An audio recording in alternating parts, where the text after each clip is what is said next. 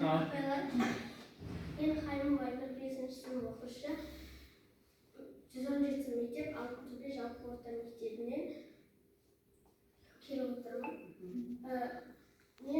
Біздің тақырыбымыз балаларға арналған жылу заттарының құрамы және олардың бала ағзасына әсерін зерттеу.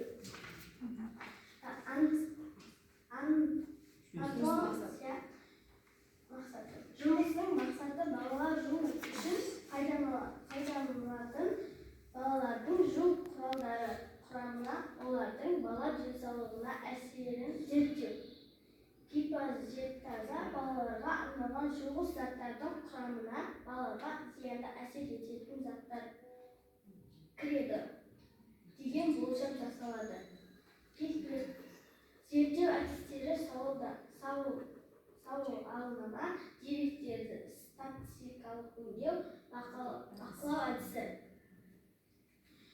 Кіріспе барлық аналар балаларына денсаулығына алаңдайды және көбінесе тек бетінде олардың факторларға назар аударады.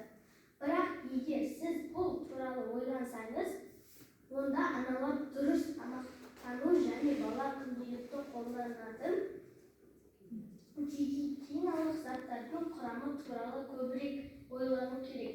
Неліктен? Ерте жастан бастап балалар аллергиядан зардап шегеді. Бас терісі бәрі косметикалық алыптар жарысының салдары. Олар сапаға емес, өнім санына назар аударады. Су сабындары немесе сабындарды табиғи компоненттер оны қымбатқа түсіретінін бәрі біледі. Және кез келген өндіруші табиғи өнімді қолжетімді бағамен сатқысы келмейді. Сондықтан сіздің балаңызға зиян келтіру мүмкін құрамдастары туралы білуіңіз керек.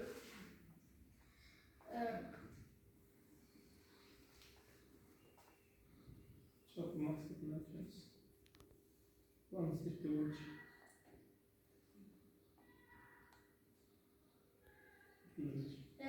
Эксперименттік бөлім.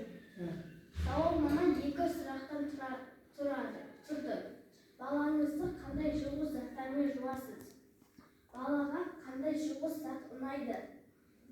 Сауалнама көрсеткендей, балаларға арналған ең танымал жуғыш зат бұл балаларға арналған құлақты күтуші су сабын, ал балаларға арналған Маша мен Аю көптеген аналар балаларға арналған жуғыш заттарды пайдаланбайды, бірақ кір сабын пайдаланылады.